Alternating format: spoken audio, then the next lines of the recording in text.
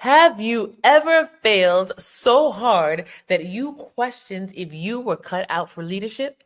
Well, good, because that means you're learning. And in this episode of Transformation Station, we explore how failure, when framed correctly, becomes your first attempt in learning and one of the most powerful tools for growth.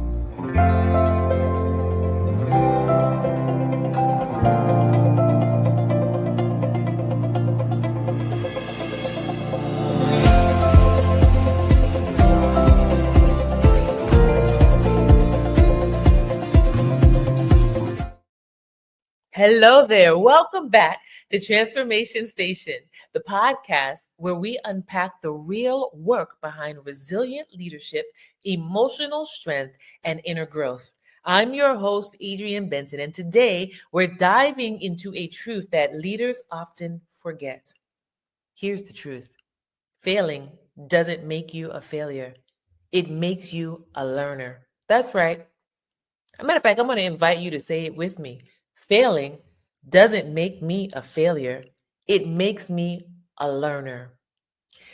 This quote right here is more than a motivational quote, it's a leadership mindset, a resilient strategy, and one of the most freeing truths you can carry through your career.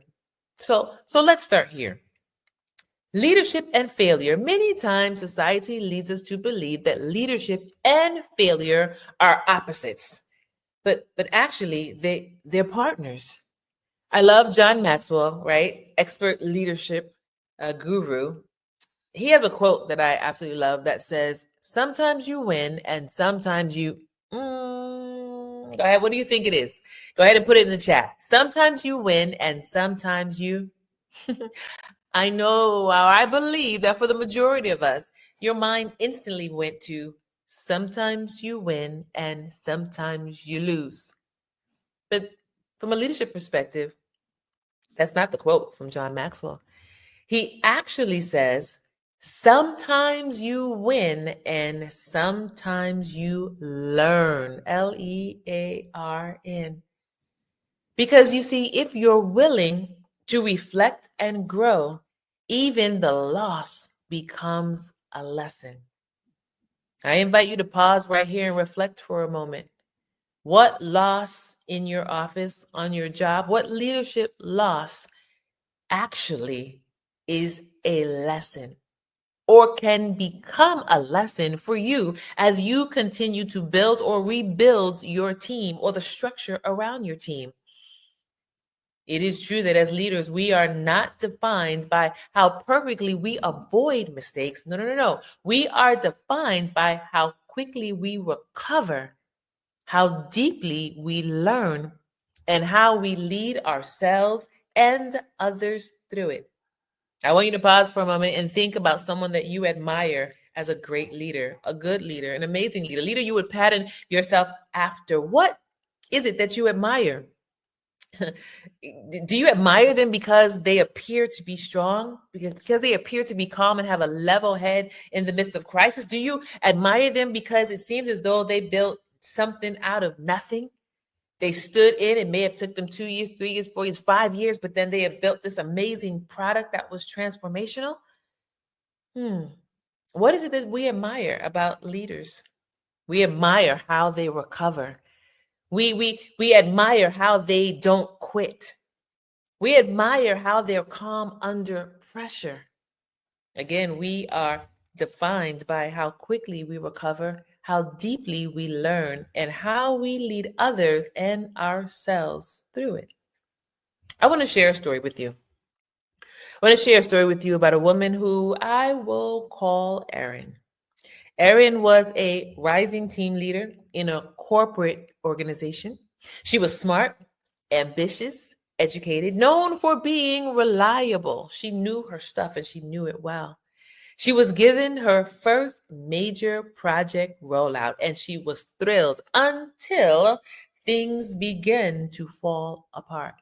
Deadlines slipped, communication broke down, and by the time it reached the executive team, the project had missed the mark completely. Erin felt humiliated.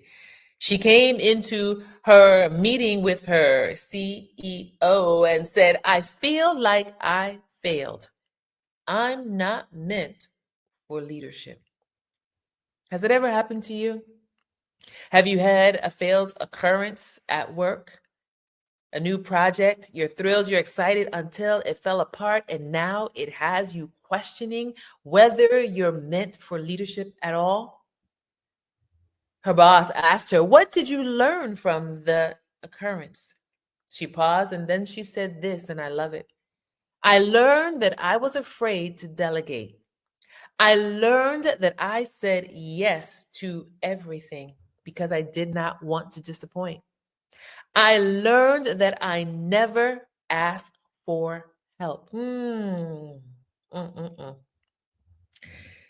What was a failure actually became a masterclass in boundaries, communication, and shared leadership.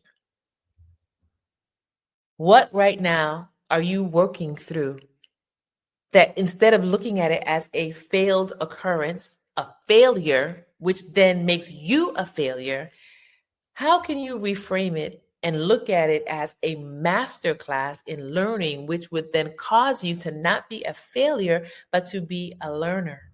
Because you see, a year later, Erin was able to lead another project. This time, she led with a team that was stronger. She led with a team that had clearer deadlines, and she led with a team that had open accountability. All things that matter when we're leading and we are trying to move forward. She led with a team that was stronger, not because there were new people on the team, but because they had united their mind, their goals, their thoughts, and they were on the same page. It succeeded not because she avoided the failure, but because she had learned. So you might be asking right now, okay, I get it. I understand the concept, but for real, how do we as leaders take failure and turn it into a learning opportunity? Well, I'm so glad you asked. Listen, I'm super excited to share this with you because here's a framework that I adapted from John Maxwell's Failing Forward. Listen, look at this framework. Number one, own the failure, right? We're talking about turning our failures into learning opportunities. Number one, you got to own it. You can't learn if you're denying the truth about the occurrence. Say it out loud. This did not go as I had planned. It's okay. It's okay to admit, to acknowledge. We must be truthful. I had a boss one time who said, call your own tilt. And what she was saying to us was, when things happen, I need you to take accountability for it right away. Do not lie to me. She was saying it to us. Don't lie to me, because if you lie to me, I can't help you. I cannot fix what is really wrong because I don't have the truth. But if I have the truth, even if it's uncomfortable or inconvenient, we can move forward from that. So number one, own the failure. Own it as a leader. Own it with your team. Hey, this didn't work out. Number two, ask reflective questions. What worked? What did not work? What did I avoid? Where did fear or ego get in the way? What worked? It's important to know what we're doing right. So many times we focus on the negative when mistakes happen, but we got to focus on both. You start out with what worked so we can know what to leave in place or what to enhance. What did not work? It's important to understand where we hit a wall, where the rubber met the road, right? It's important to know what not to include anymore, what to totally remove and adjust. What did I avoid? Sometimes we have failed occurrences because we avoided what we in our mind and heart and spirit really knew could possibly happen. We avoided the conversation. We avoided doing the safety check. We avoided getting permission or the right approvals. And where did fear or ego get in the way? Remember, fear stands for false evidence appearing real. Many times we're worried about things that will never happen or never occur. Where did fear? Fear for having a voice in the meeting, speaking up. I don't want people to think that I don't know anything or that I'm crazy or that I'm trying to do everything on my own. Fear and ego. That's ego is pride. I know everything. I'm smarter than everybody else. Did fear or ego get in the way? Number 3, extract the lesson. Extract means to pull out. Once we answer those questions, now what is the lesson? And once you have the lesson, don't just keep it in your mind, but no, write it down. This is really important. Write it down, put it in a memo, put it in an after action report, put it in the next agenda for the team meeting, put it in your journal, like write it down and then speak it out loud. There's a powerful transmission that happens when we talk, when people hear an actual voice. Your team needs to be able to hear the lesson from you. You need to be able to say it, even if it's uncomfortable. Turn the lesson into wisdom. Team, this is how we're going to move forward. This is the lesson that we learned from this, and this is how we're going to use it now to move forward. Number 4, in order to fail forward, you must apply the lessons immediately. Of course, based on context, right? But don't wait for the next crisis before you apply the lesson. Build the lesson insight into your next step, build it into your next meeting, build it into your next decision, because again, we are failing forward. And number 5, share it. Listen to this. Leaders who share their learning out loud create psychological safety. I'm going to say that again. Leaders who share their learning out loud create psychological safety. I want you to think about that. How would psychological safety be built or come into play from a leader sharing it out loud? Because when you share it out loud, you create like almost like a security blanket around your team. The team says, oh, wait a minute. He is thinking this through. She has a vision for how we can move forward, and I can trust. If you keep everything on the inside, then your team does not know how to move forward. So it's important that you say, here's how I failed and what I learned. Here's how we failed and what we learned. And when we do that, we normalize learning for our team. So here's the challenge that I want to give you for this week. Take 10 minutes. Take 10 minutes to reflect. Grab a journal, open a voice memo on your phone, or go ahead and talk this out loud with another leader, someone that you trust. And I want you to reflect on this question. What is one failure right now in this season of my life that I can revisit with fresh eyes? And what lesson can I extract that I may have missed or that I almost missed? Okay, so I'm gonna say that one more time. Get a journal, open a voice memo, right? Take some time to ask this question. What's one failure I can revisit with fresh eyes? And what lesson can I extract that I almost missed or that I did miss? Again, write it down and share it.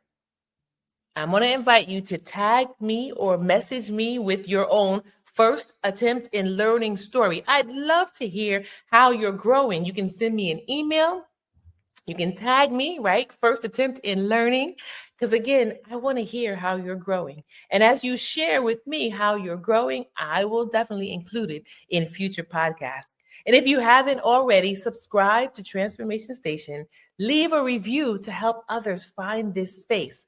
I want to invite you to share this episode with one leader who needs this reminder. And remember, the reminder for this week is failing doesn't make you a failure. It makes you a learner. So let's normalize failure together. Let's lead differently. Let's transform our leadership together. Thank you for joining me. And if this episode spoke to you, I will again share it with another leader who's navigating growth. Until next time, stay grounded, stay growing, and keep on transforming.